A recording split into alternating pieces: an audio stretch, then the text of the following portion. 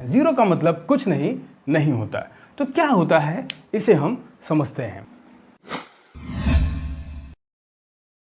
वैसे तो हमने क्लास 6 में ही नेचुरल नंबर्स को पढ़ लिया है, समझ लिया है, लेकिन फिर से एक बार इसे समझते हैं। नेचुरल नंबर्स बेसिकली क्या होते हैं ये हम लोग जान चुके हैं कि काउंटिंग नंबर्स को ही नेचुरल नंबर कहते हैं। मतलब किसी चीज़ को अगर काउंट करना है तो काउंटिंग जहाँ से स्टार्ट करते हैं, जैसे 1 2 3 4, यहीं से तो काउंटिंग स्टार्ट करते हैं और ये इन्फाइनाइट तक जाता है। तो बस ये नंबर ही क्या है, these numbers are known as natural numbers. Natural number को n से रिप्रेजेंट करते हैं, कैपिटल N से। अगर इस नेचुरल नंबर में, इस नेचुरल नंबर का जो सेट है, जो ग्रुप है, इसी ग्रुप में अगर मैं जीरो को भी इंक्लूड कर लूँ, अगर मैं इसमें जीरो को भी इंक्लूड कर लूँ, मतलब 0 1 2 3 4 and so on, then this set या this group is known as whole numbers. मतलब यहाँ पर सारे नंबर्स आ गए, होल नंबर्स। तो होल नंबर्स को हम कैपिटल W से रिप्रेजेंट करते हैं। तो यहाँ पर आप लोगों ने एक नया नंबर देख लिया, ये जीरो। ये जीरो आखिर क्या है, ज़रा हम इस जीरो को समझ लेते हैं। वैसे तो आप सभी को पता होगा कि जीरो मतलब क्या होता है, कुछ नहीं, नथिंग। जीरो मतलब क्या होता है, कुछ नहीं, जी नहीं, बिल्कुल नहीं, आप बिल्कुल गलत हैं। जीरो का मतलब कुछ नहीं नहीं होता है। तो क्या होता है इसे हम समझते हैं। जीरो को हम ऐसे समझ सकते हैं कि सपोज कोई बच्चा है किंचू। किंचू एक दिन एप्पल लेने के लिए एप्पल के शॉप पर गया और उसने कुछ एप्पल्स लिए और उसने उस शॉप वाले से बोला कि भैया ज़रा देख लो कि कोई एप्पल ख़राब तो नहीं है। तो एप्पल वाले ने चेक किया और बताया कि नहीं भैया, एक भी सेब इसमें ख़राब, एक भी एप्पल ख़राब नहीं है। इसका मतलब उसने क्या कहा, एक भी नहीं, नॉट इवन वन, एक भी सेब खराब नहीं है। इसका मतलब कि उसमें जीरो सेब खराब हैं। तो एक भी नहीं, जीरो का मतलब क्या होता है, एक भी नहीं, ना कि कुछ नहीं। तो आज से हम लोग जान लें कि जीरो का मतलब एक भी नहीं या नॉट इवन वन, एक भी नहीं होता है, कुछ नहीं नहीं होता। क्योंकि कुछ नहीं का मतलब होता है कुछ भी नहीं।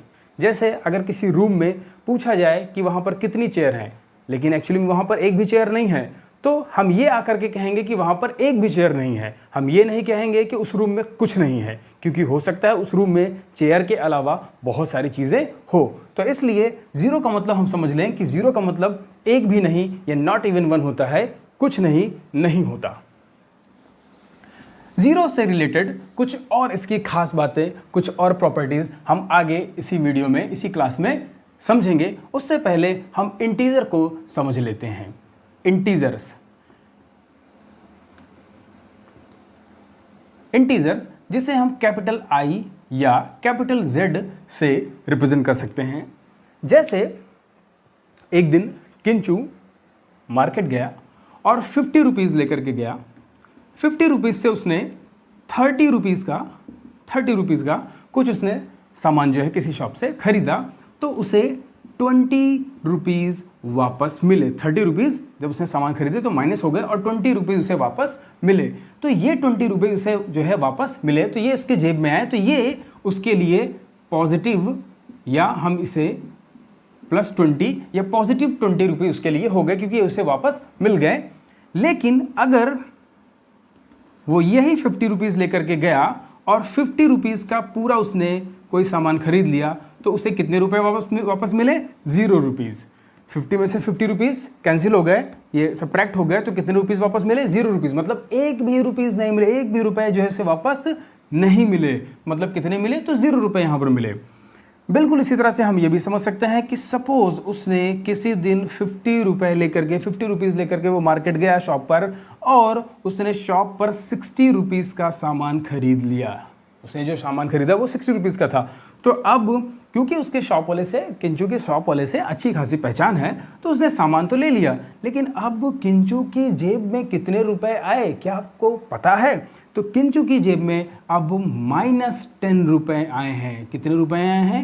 -10 रुपए, -10, नेगेटिव 10। ये नेगेटिव ये शो करता है कि किंचू के ऊपर 10 रुपए उधार हो गए हैं। किंचू की जेब में -10 रुपए चले गए हैं। अब जब उसे 10 रुपए घर से वापस मिलेगा और वो उसको लाकर जब यहाँ पर देगा, तब उसके जेब में, तब उसकी पॉकेट में 0 रुपए हो जाएंगे, मतलब तब वो 0 होगा। अभी उसके पास क्या है, -10 रुपीज़ हैं।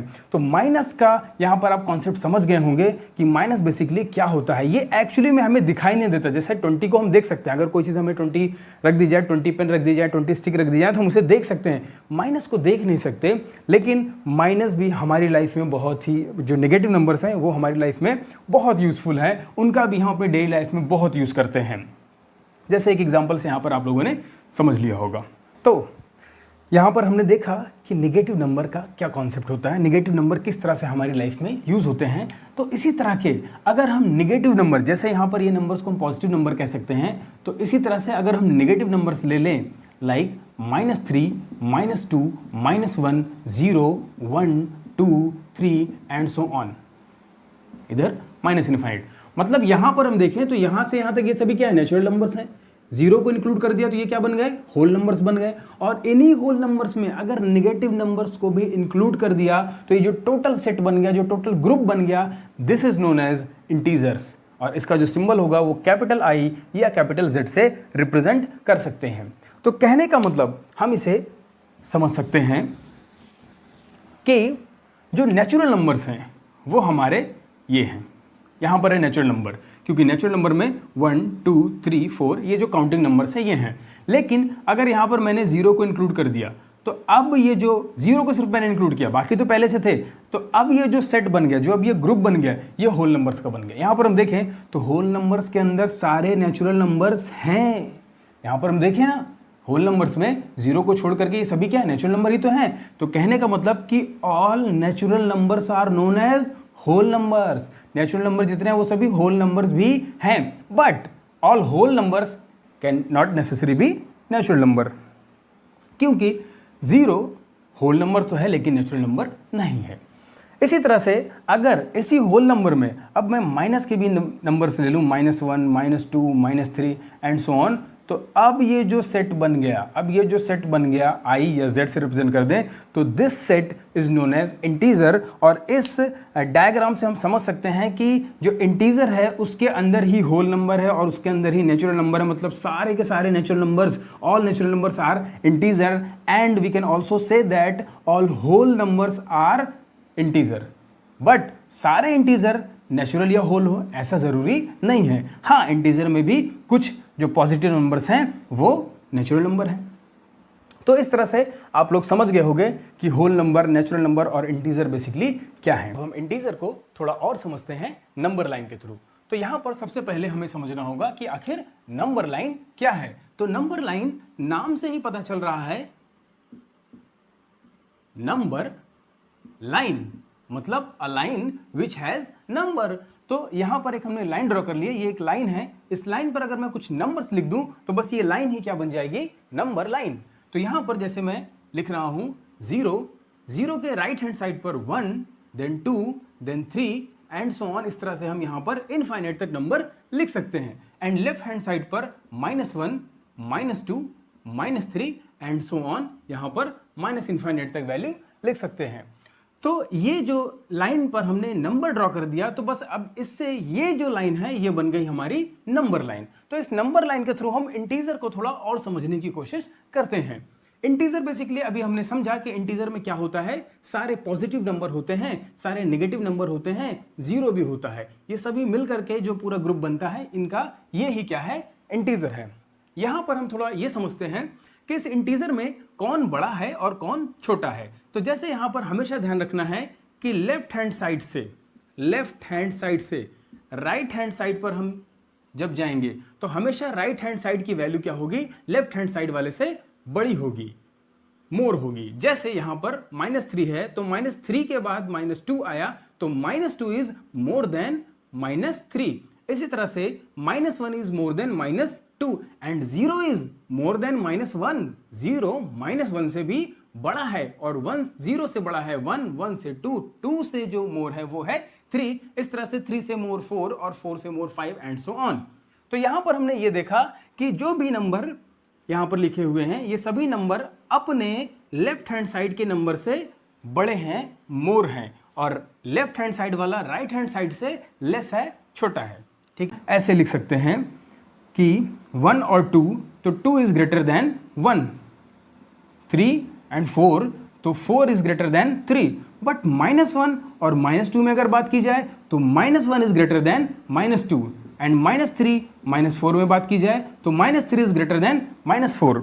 क्योंकि जाहिर सी बात है, जो चीज़ जितनी निगेटिव होगी, मतलब हम जितना नीचे जाते जाएं, जितना ही हम लेफ्ट साइड जाते जाएंगे, उतनी ही वैल्यू क्या होगी, छोटी होती जाएगी। इसे हम, इस निगेटिव नंबर के कॉन्सेप्ट को हम लिफ्ट के भी थ्रू समझ सकते हैं। आप लोग अगर लिफ्ट में गए होंगे तो लिफ्ट में सीढ़ी वाली एलिवेटर नहीं, जो लिफ्ट कार वाली होती है, उसमें आप लोगों ने इस तरह से बहुत सारी कीज़ जो बटन्स होती हैं, उसमें आप लोगों ने देखा होगा कि यहाँ पर लिखा होता है कई बार 1 2 3, मतलब जो फ्लोर है, first floor, second floor, third floor, और 0 या ग्राउंड फ्लोर, इसे ही हम 0 या ग्राउंड फ्लोर, और इसके अलावा -1 -2 भी लिखा होता है।